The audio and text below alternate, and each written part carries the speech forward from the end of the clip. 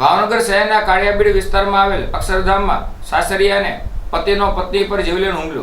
છરીના ઘા ઝીક્યા. મોડેથી ઘરે આવેલા પતિને પૂછપરછ કરવી ભારે પડી હતી, જેને લઈને પત્નીને ઈજા થતાં સારવાર માટે હોસ્પિટલ ખસેડવામાં આવી. ભાવનગરના સરદાર પટેલ સ્કૂલ રોડ પર આવેલી અક્ષરધામ સોસાયટીમાં ગત 28 જૂન મોડી રાતે કૌટુંબિક ઝઘડાને હિંસક સ્વરૂપ ધારણ કર્યું હતું. મોડેથી ઘરે આવેલા પતિને પૂછપરછ કરવી પત્નીને ભારે પડી હતી. પત્નીએ ઉશ્કેરીને પત્ની પર છરી વડે હુમલો કરતા પત્નીએ નીલમબાગ પોલીસ મથકે પતિ, સસરા, દિયર તથા નણંદ સહિત 4 સામે ફરિયાદ નોંધાવી હતી. મળતી વિગતો અનુસાર અક્ષરધામ સોસાયટીમાં રહેતા મીરાબા મહેન્દ્રસિંહ ચૌહાણ રાત્રિના સમયે પોતાના 4 વર્ષના પુત્ર સાથે રૂમમાં સૂતા હતા. રાત્રિના આશરે 1 વાગ્યાના અરસામાં તેમના પતિ મહેન્દ્રસિંહ નારસંગભાઈ ચૌહાણ ઘરે પરત ફર્યા હતા. પતિને મોડા આવવાનું કારણ પૂછતાની સાથે તેઓ ઉશ્કેરાઈ ગયા હતા અને પત્ની સાથે ગાળાગાળી કરવામાં લાગ્યા હતા અને પતિએ કબાટમાંથી છરી કાઢીને પત્નીને મારી દીધી. ઘટનાને લઈને ઈજાગ્રસ્તને હોસ્પિટલ ખસેડવામાં આવ્યા હતા. આ મામલે પીડિતા દ્વારા પોતાના પતિ મહેન્દ્રસિંહ, સસરા નારસંગભાઈ, દિયર ભગીરથસિંહ અને નણંદ સોનલબેન વિરુદ્ધ કાયદેસરની કાર્યવાહી કરવા માટે પોલીસ ફરિયાદ નોંધાવી હતી.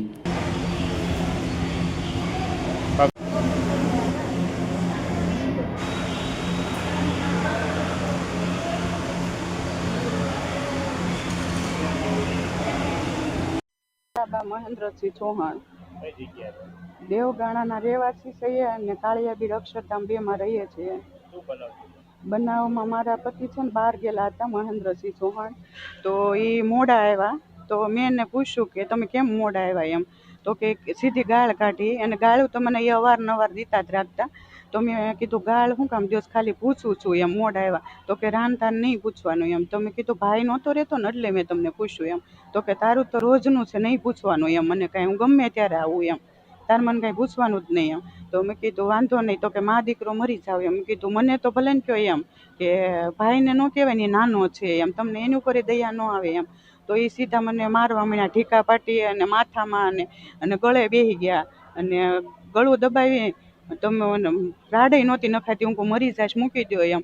તો તરત એને સરી કાઢીને મને સરીને ઘા મારી દીધા અને પછી તરત અવાજે અને લોહી જાતું હતું એકદમ. તો તરત હેઠે અવાજ ગયો એટલે મારા દેર, મારા નણંદ અને મારા સસરા નારસંગભાઈ ભાજીભાઈ ચૌહાણ, મારા નણંદ સોનલબેન નારસંગભાઈ ચૌહાણ અને મારા દેર ભગીરથસિંહ નારસંગભાઈ ચૌહાણ ત્રણેયને આવ્યા. પછી મેં મારા દેરને મારા સસરાને કીધું કે મારે કોઈને કાંઈ નથી કહેવું, મને આ લોહી વયા જાય છે ને તો મને ખાલી દવાખાને તમે લઈ જાઓ એમ, હું કોઈને કાંઈ નહીં કહું એમ. તો મારા દેરે એક સાથીને પાટું મારીને કીધું કે રાણ કાંઈ નથી લઈ જવાની તને એમ, પડી રહે એમ.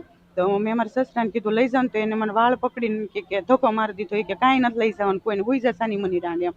પછી મારા નણંદ વલના દરવાજેથી મને મારતા મારતા ઠેઠ રૂમ સુધી લઈ ગયા એમ. તો મેં કીધું તમે તો સોનલબેન શું કામ મને મારો, તમે તો રાવજો એમ. તો એને માર્યા અને આવું બધું અવારનવાર થતું.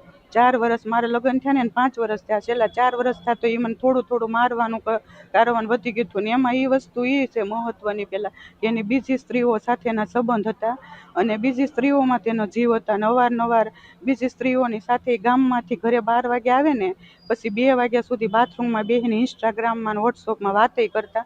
અને મારી પાસે પ્રૂફ એ છે કે વાતો કરતા ને એના ફોટા અને એના બધા મેં સ્ક્રીનશોટ લીધેલા છે, મેસેજ કરતા ને એ બધા મારી પાસે ફોટા છે. અને એક છોકરી હતી એને 3 ગ્રામનો સોનાનો ચેન હોત દીધો હતો અને એક બીજી છોકરી હતી અને આઈફોન એને દીધો હતો. અને છતાંય હું બધું જવા દેતી અને હું એમ કહેતી કે મને મારતા નહીં એમ. અને હું ઘણી વાર સમજાવતી હતી કે આ વસ્તુ તમે જવા દો અને ભાઈ મોટો થઈ ગયો છે એમ, એની ઉપર ધ્યાન દો. તો આ બધી વસ્તુ જે બીજી સ્ત્રીઓ સાથે સંબંધ હતા ને એ મારા સસરાને, મારા નણંદને, મારા દેરને, મારા સાસુને બધાને ખબર હતું. પણ મારી સાસુ મારી સપોર્ટ કરતા એમ, એ બધાને કહેતા મારી સાસુ કે તમે મારો માં આ બધું શું કરો છો એમ. પણ એનું હાલતું નહીં, એને બધા ડારા દઈને બેહારી દેતા, એને કાંઈ હાલતું નહીં. પછી આ ઘટના બની ત્યારે મારો ફોન લેવાઈ ગયો હતો ને મારા મોઢે ડાટો દઈને મારતા હતા ને દરવાજા પણ દઈ દીધા હતા. પછી ફોન મારા હાથમાં આવ્યો, ગેંડી પાસે પડ્યો હતો. તો મેં ફોન લઈ અને મારા ભાઈને ફોન કરી દીધો કે ભાઈ તું મારથી ખાલી ફોનમાં એટલું જ બોલાયું કે ભાઈ તું મારા ઘરે આવી એમ.